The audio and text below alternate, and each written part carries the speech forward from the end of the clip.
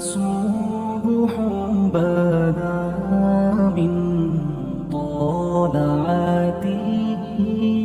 سارے صحابہ مل کے آئے، کہنے لگے عمر فاروق سے کہنا ہے نبی پاک کے زمانے میں تو ظاہراً غربت تھی، ابو بکر کے دور میں بھی غربت تھی، اب تو بڑا مال ہے،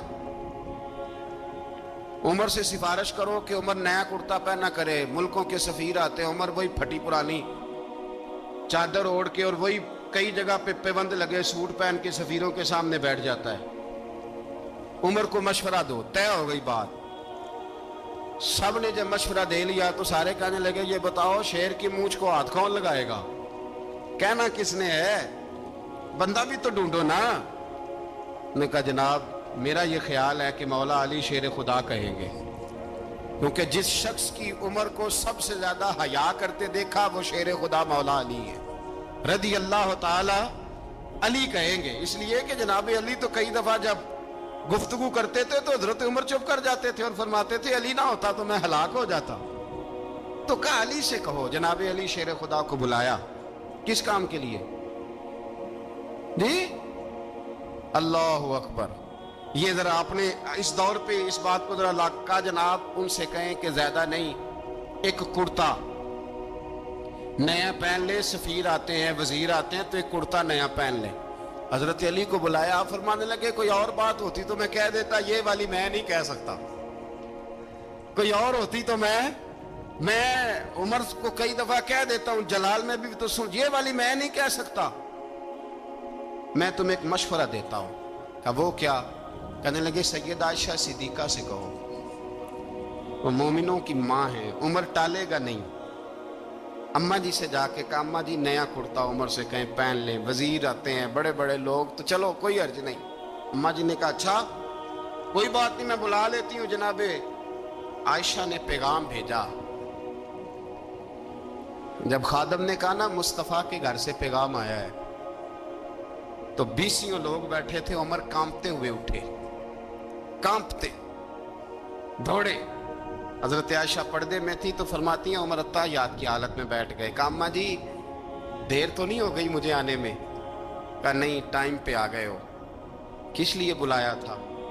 کہا عمر دیکھو غربت کے معاملات اور ہوتے ہیں، جب اللہ آسانی دے تو کوئی چیز استعمال کرنا حرام نہیں ہوتی، اگر حرام ہے تو بتاؤ۔ کہا نہیں اماں جی حلال ہی ہے۔ تو فرمایا پھر اتنے سفیر آتے ہیں مشیر آتے ہیں، اب تو مال غنیمت بڑا آتا ہے، ڈھیر لگ جاتے ہیں مسجد میں، تو چل ایک نیا کرتا تم بھی پہن لیا کرو، اور آپ نیا کرتا پہنو گے تو دھاک بیٹھے گی غیروں پر۔ تو صحابہ کا مشورہ ہے کہ آپ نیا لباس پہنیں۔ اماں جی کہتی ہے میں نے حکم دیا تو عمر چپ کر گئے، گردن جھک گئی۔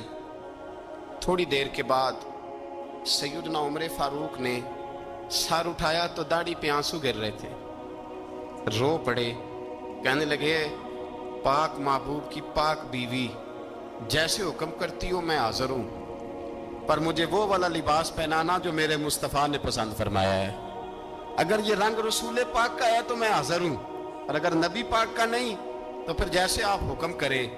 جناب عائشہ کہتے ہیں عمر روئے تو میں زیادہ روئی، میرا پلو بھیگ گیا آنسوؤں سے۔ میں نے کہا عمر آپ جائیے۔ عمر یوں نکلے تو جو صحابہ کھڑے تھے وہ کونے میں تھے، سارے آ گئے۔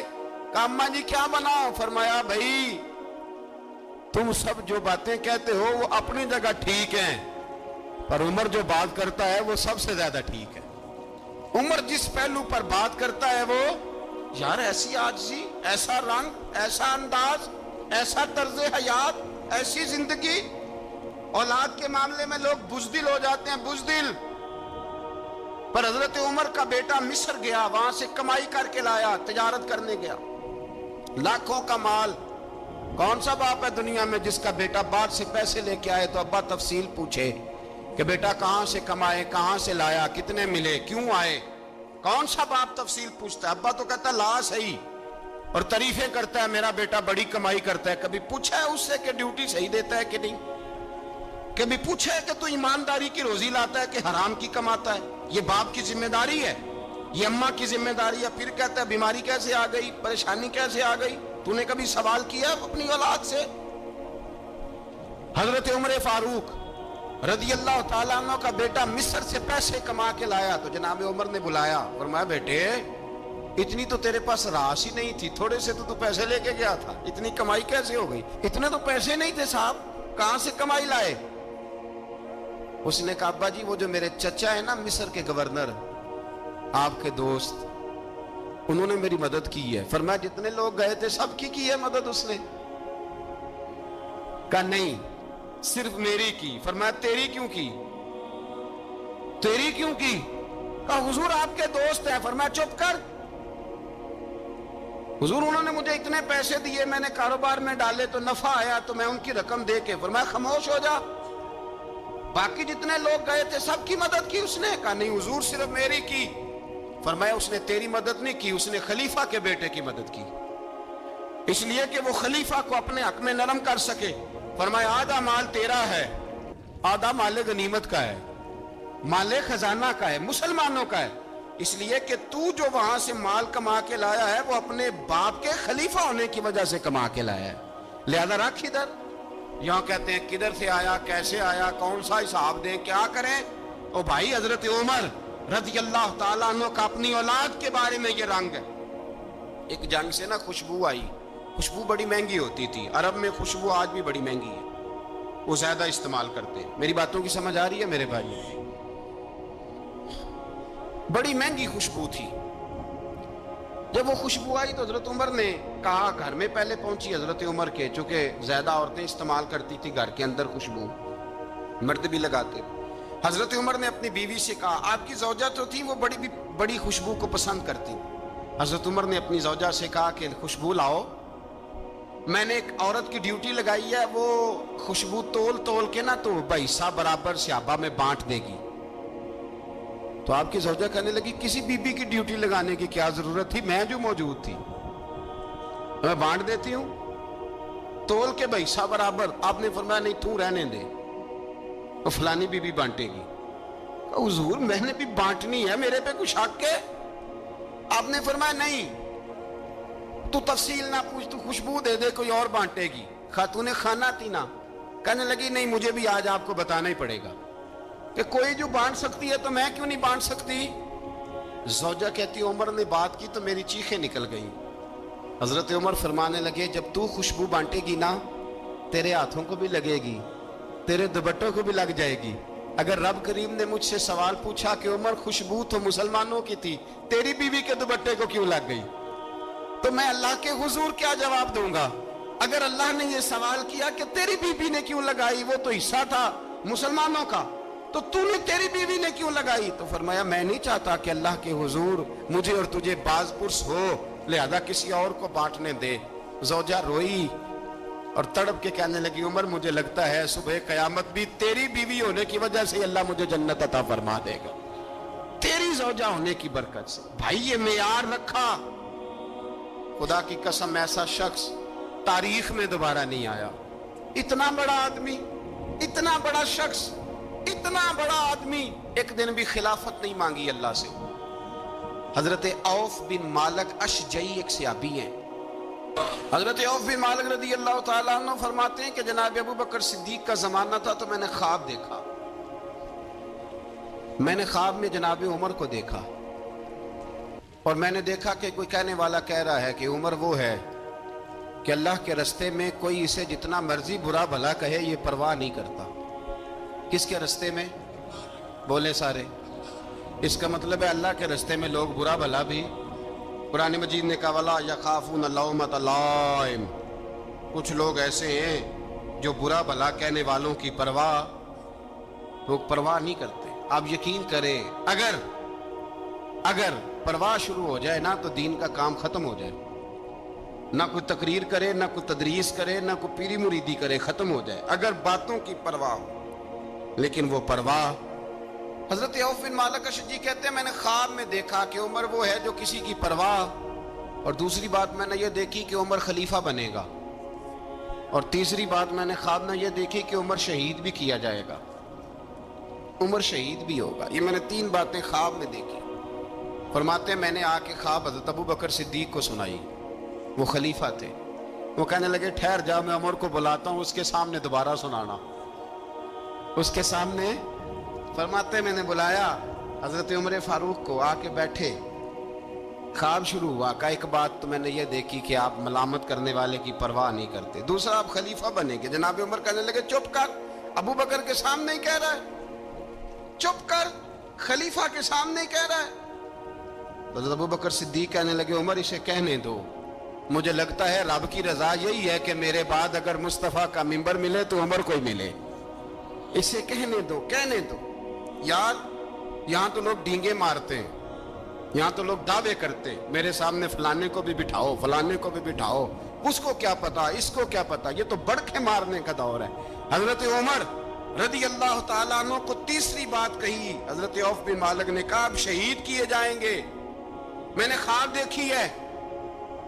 نیک لوگوں کے خواب بڑی حد تک سچے ہوتے ہیں۔ کہا میں نے خواب دیکھی ہے۔ تو حضرت عمر کہنے لگے شہید تو دلیر لوگ ہوتے ہیں، شہید تو دلیر، جسے سارا زمانہ دلیر کہہ رہا ہے وہ اپنے بارے میں کیا کہہ رہے ہیں؟ کہتے ہیں شہید تو دلیر، میں تو کاہل سا آدمی ہوں، سست آدمی ہوں، میں تو اتنا کام ہی نہیں کرتا، تو یہ خواب تو نے جو ٹھیک ہے دیکھا ہے نا پھر سے دیکھنا۔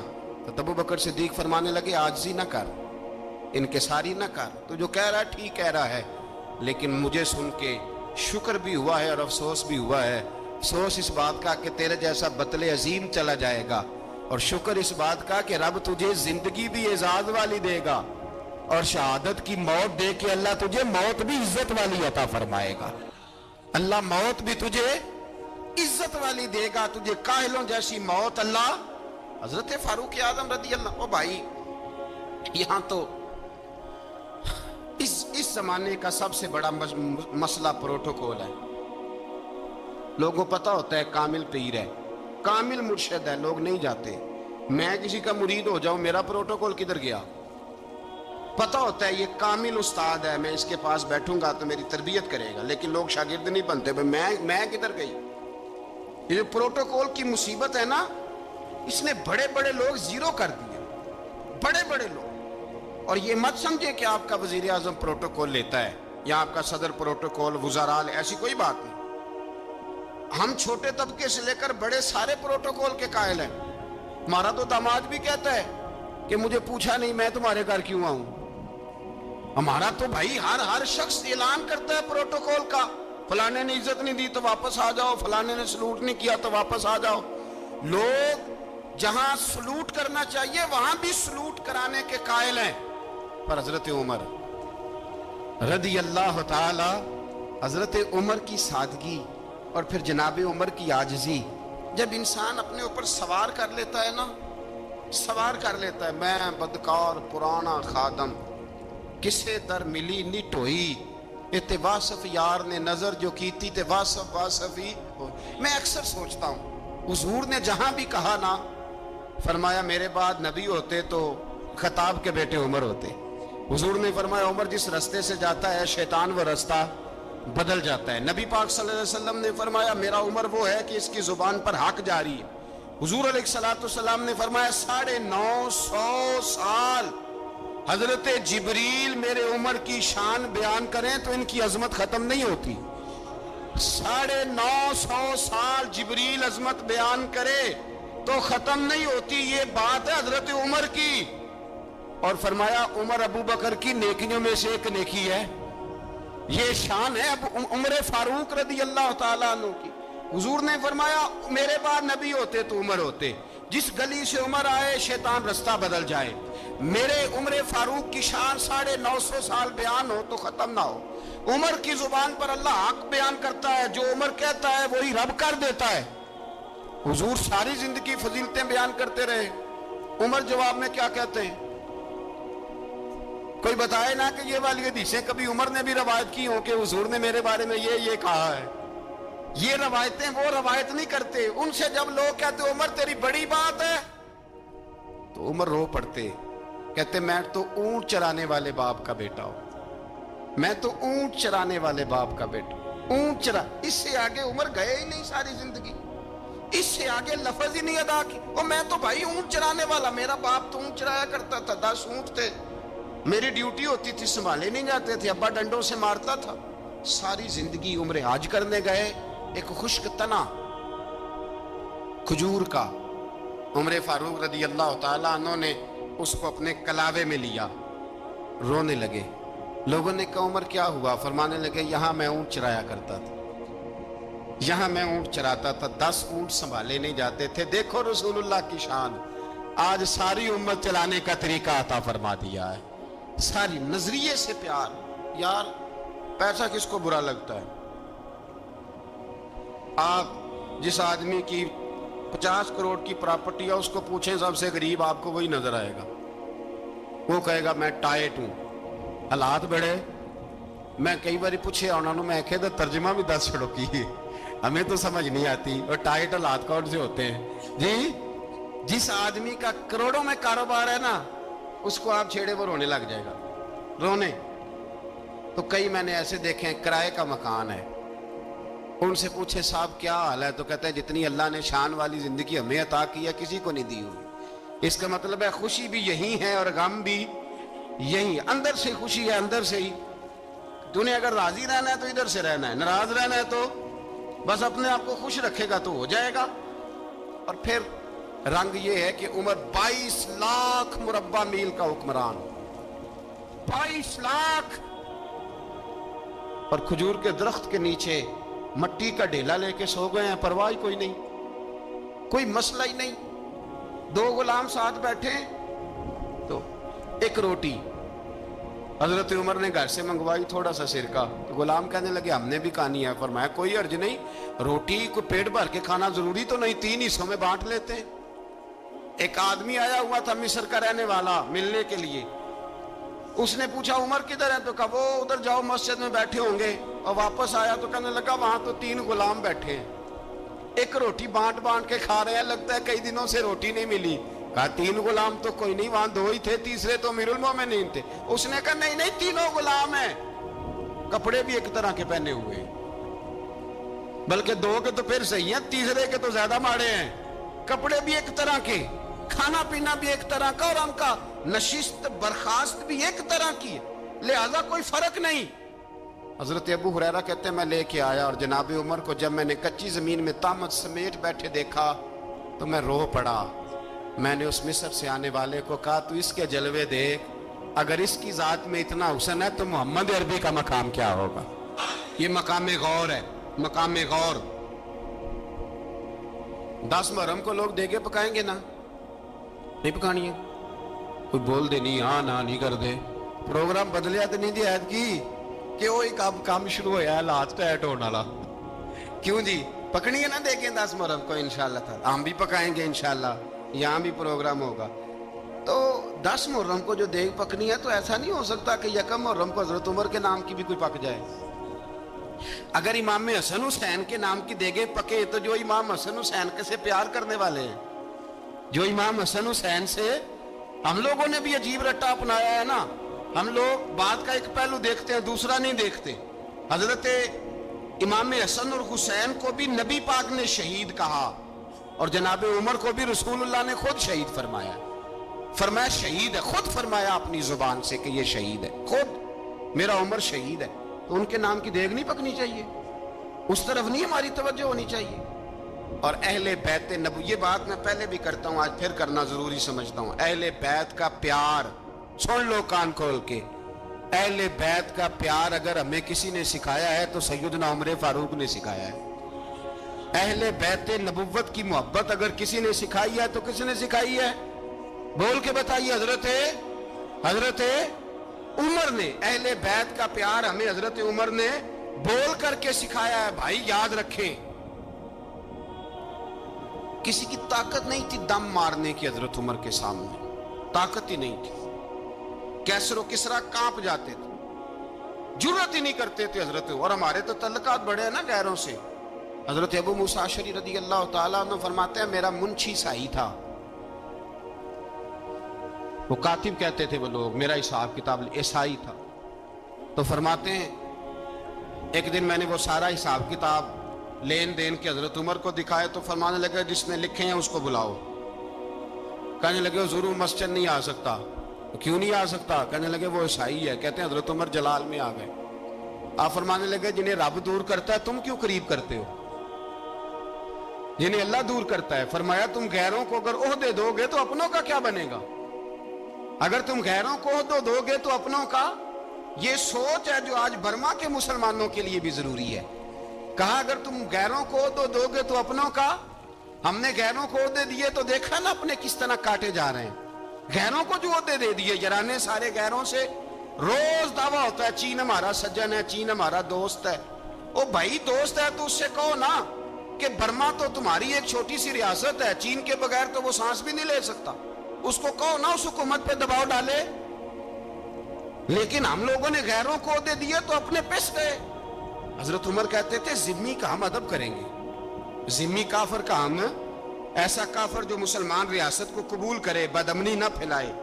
एक आदमी को आपने देखा आंखों से नाबीना है और भीख मांग रहा है, तो हजरत उमर को नजर आ गया। फरमाया कौन हो? उसने कहा मैं यहूदी हूं। फरमाया भीख क्यों मांगते हो? कहा जब तक तंदुरुस्त था मुसलमानों को जजिया देता था, बूढ़ा हो गया हूं क्या करूं। हजरत उमर ने घोड़े की पुश्त पे बिठाया, काफिर को घोड़े की पुश्त पे बिठाया और बिठा के मदीने लाए। हजरत अली शेर खुदा वजीर खजाना थे। फरमाया अली इसका वजीफा जारी करो। कहा ये कौन है? फरमाया ये यहूदी है, लेकिन ये हमें जजिया देता रहा, बूढ़ा हो गया बेचारा, भीख मांगने पे मजबूर है, हमारी हुकूमत के अंदर रहता है, इसका पूरा पूरा वजीफा, जितना खर्चा उतना वजीफा लगाओ। हजरत अली कहते हैं मैं वजीफा लगा रहा था और वो मेरे नबी का कलमा पढ़ रहा था, वो रसूलुल्लाह का कलमा पढ़ रहा था। ये मिजाज, ये नहीं कि काफिर। हजरत उमर ने गवर्नरों को खत लिखे थे कि जबरदस्ती किसी को मुसलमान नहीं करना, जहां उनकी इबादत गाहें बनी हो गिरानी नहीं, कोई मंदिर कोई गिरजा जाया नहीं करना।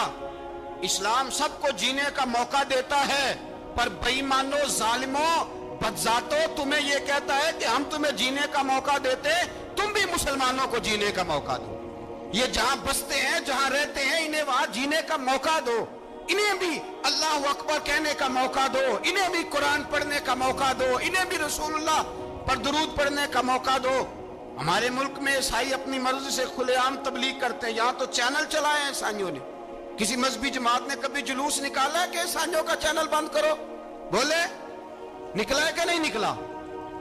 कितने जुल्म की बात है।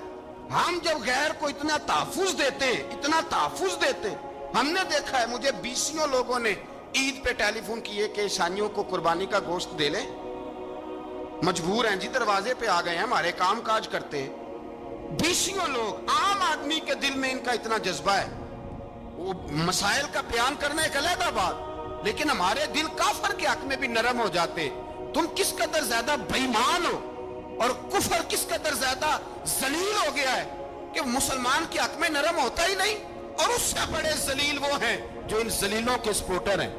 वो किसी अरब मुल्क के हुक्मरान हो या किसी और जगह, वो बड़े जलील है जो इन जलीलों के सपोर्टर हैं, जो बर्मा की बच्चियों के कत्ल पर अपनी हुकूमतें चमका रहे हैं। ने शर्म नहीं आती, इस कदर मुसलमान तड़पा है, लेकिन उन बेगैरतों को जरा होश नहीं आई। और ये उनके कमाश, उनके दलाल जो हर जगह उनकी सपोर्ट करके अपनी हुकूमतें कायम करते हैं, बेईमानों को पता नहीं कि कब इन पर अल्लाह का अजाब उतरेगा और किस तरह इनके परखशे उड़ेंगे। तुम्हें अपनी जिल्लत और रुसवाई नजर नहीं आ रही कि जमीन किस तरह तुम्हारे लिए तंग हो गई है? इससे ज्यादा और तुम्हारी रुसवाई क्या होगी? डरो अल्लाह से, और ये तो दुनिया का अजाब है। इन्न बत्श रब्बिका लशदीद, मेरा रब कहता है कयामत तो कायम होने दे।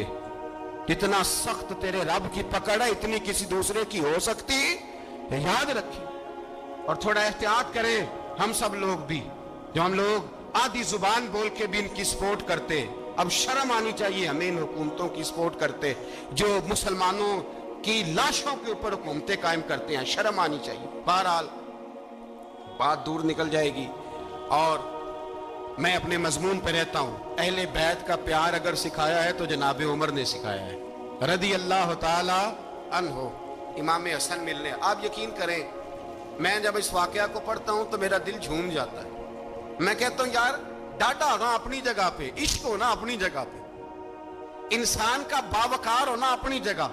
जहां खड़े होना था वहां ये खड़े होते थे, और जहां झुकना था वहां ये इन लोगों में इकबाल ने कहा था, तेरी निगाह नाज से दोनों मुराद पा गए, अकले गियाबो जुस्तजू इश्के हुजूरो इस तरह। जहां अगर आया है सामने कैसरो किसरा तो उमर जैसा दलेर कोई नहीं, अगर सामने आया ईरान का बादशाह तो उमर सा तगड़ा कोई नहीं, अगर आया है सामने गुस्सान का बादशाह तो उमर जैसा आदिल कोई नहीं, लेकिन अगर अली का बेटा आया है, अगर फातिमा के लाल पारे आए हैं, तो फिर फारूक आजम से जैसा मुहिब कोई नहीं, फिर उनसे जैसा प्यार करने वाला कोई नहीं।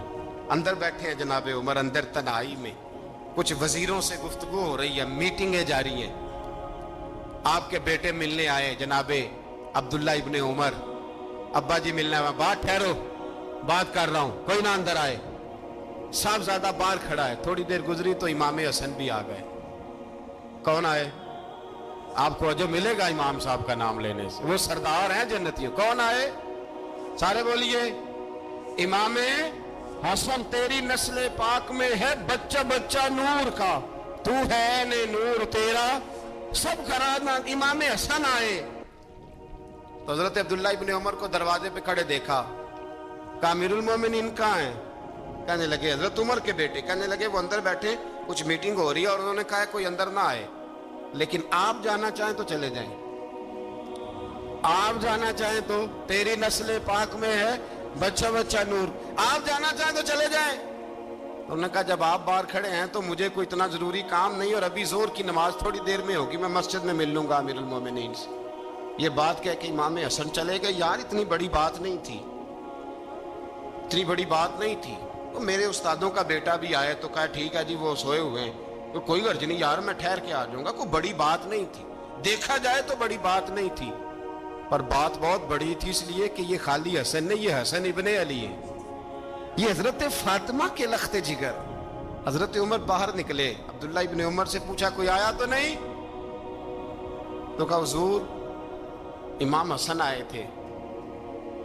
तो कहा फिर शहजादे को अंदर क्यों नहीं भेजा? कहा मैंने कहा था। वो कहने लगे अगर अमीरुल मोमिनीन मसरूफ हैं तो मैं जोहर में मिल लूंगा। हजरत उमर रोने लगे। फरमाया बेटे तूने अच्छा नहीं किया। फिर मस्जिद नहीं गए, सीधे इमाम हसन के दरवाजे दस्तक दी। इमाम हसन बाहर आए। कहा शहजादे आए थे तो मिले क्यों नहीं? तो इमाम हसन कहने लगे हुजूर आपका अपना बेटा दरवाजे पे खड़ा था, आपका अपना बेटा दरवाजे पे खड़ा था, और मना भी किया था आपने, तो मैं जोर में मिल लेता। हजरत इमाम हसन फरमाते जोशे जज्बात में जनाबे उमर ने सर से पगड़ी उतार दी, जोशे जज्बात में। कहने लगे हसन मेरे बेटे का और आपका क्या मुकाबला? क्या उसकी मां का नाम फातिमा ज़हरा है? क्या उसकी नानी का नाम खतीजतुल कुबरा है? क्या उसके नाने का नाम मोहम्मद मुस्तफा है?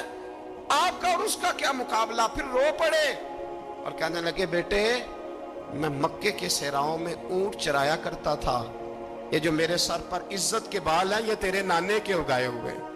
मैं मक्के के खबरदार शहजादे खबरदार। ओ भाई अहले बैत नबुव्वत के अदब का रंग अगर सिखाया है तो सैयदना उमर ने सिखाया है। हजरत उमर फारूक अथॉरिटी है, इस्लाम की अथॉरिटी। यकम मुहर्रम हजरत उमर की शहादत है। यहूदी बोल उठा, काफिर बोल उठा। अगर 6 महीने उमर दुनिया में और रहते तो दुनिया में कोई काफिर मौजूद न होता। 6 महीने। और जब इस बतले जलील का जनाजा उठा, अल्लाह बुखारी पढ़िए ना, अल्लाह मरजुकना शहादतन फी सबीलिक, अल्लाह बिस्तरे की मौत ना देना, शहादत की देना। उमर शहीद हुए, मस्जिद नबी में नमाज पढ़ाते, और जब जनाजा उठा तो मदीने का फिर पीछे जो दलेर बचे वो मौला अली थे। मौला अली जनाब उमर का जनाजा उठा तो सबसे पहली हाय जो निकली वो हजरत अली की जुबान से निकली, और हजरत अली सारी दाढ़ी आंसुओं से भर गई। लोगों ने कहा कि अली क्या हुआ? फरमाने लगे तुम देख नहीं रहे जनाजा किसका उठा है, पलट के देखो तो सही। पता नहीं ये कौन गया है? हुजूर क्या हुआ? अब फरमाने लगे उमर इस तरह के काम करके गया है, अब इनके रस्तों पे कौन चलेगा? कौन इसके जिगर राहे वफा में? मैं नक्श ऐसे छोड़ आया हूँ, मैं जिस मंजिल से गुजरा हूँ वो अब तक याद करती है। हजरत अली हजरत उमर के जनाजे पे खड़े होकर कहते हैं अल्लाह मुझे उस तरह के अमल करने की तौफीक दे जिस तरह की उमर करके गया। मेरे भाई बतले अजीज बतले हुर्रियत हजरत उमर रदी अल्लाह ताला अन्हो जो अपनी जिंदगी इनकलाब वाली गुजार के गए।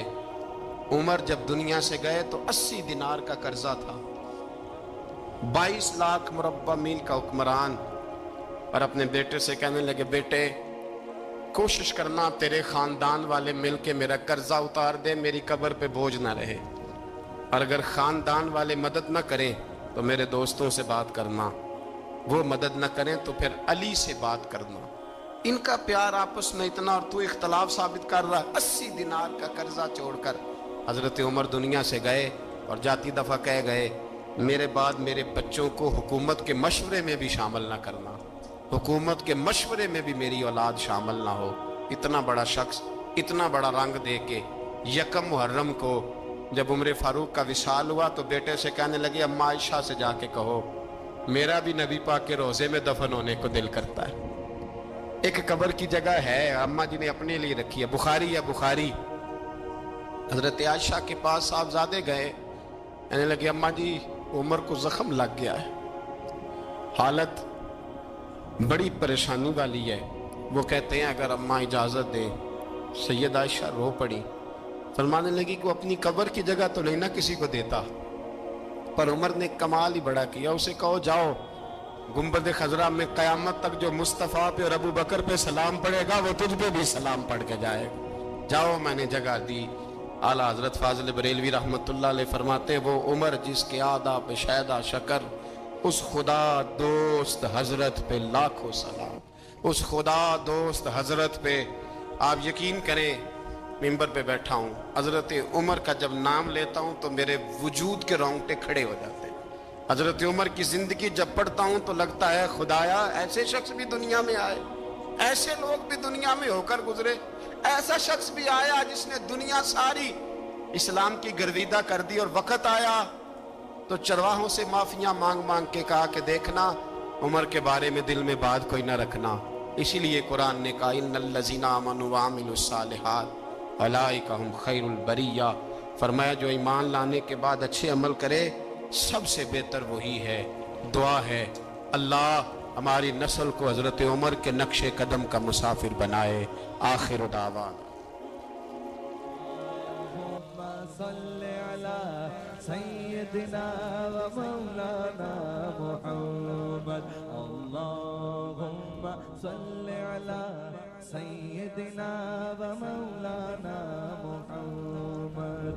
اللہ کے شیر حیدر کرار پر درود، اللہ کے شیر حیدر کرار پر درود، اللہ کے شیر حیدر کرار پر درود، حضرت حسن حسین کے کردار پر درود، اللہم صلی علی سیدنا و مولانا محمد وعلی سیدنا علی و سیدتنا فاطمہ و سیدتنا زینب و سیدنا حسن و سیدنا حسین وعلی آلہ وصحبہ وبارک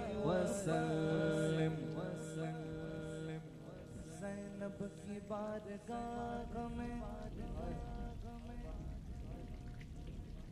زینب کی بارگاہ میں، زینب کی بارگاہ میں، زینب کی بارگاہ میں سلام نیاز ہے، زینب کی بارگاہ میں سلام نیاز ہے، جو مرتضیٰ کی لاڈلی زہرا کا ناز ہے، اللہم صلی علی سیدنا و مولانا محمد وعلی سیدنا علی و سیدتنا فاطمہ و سیدتنا زینب و سیدنا حسن و سیدنا حسین، زینب کی بارگاہ میں سلام نیاز ہے،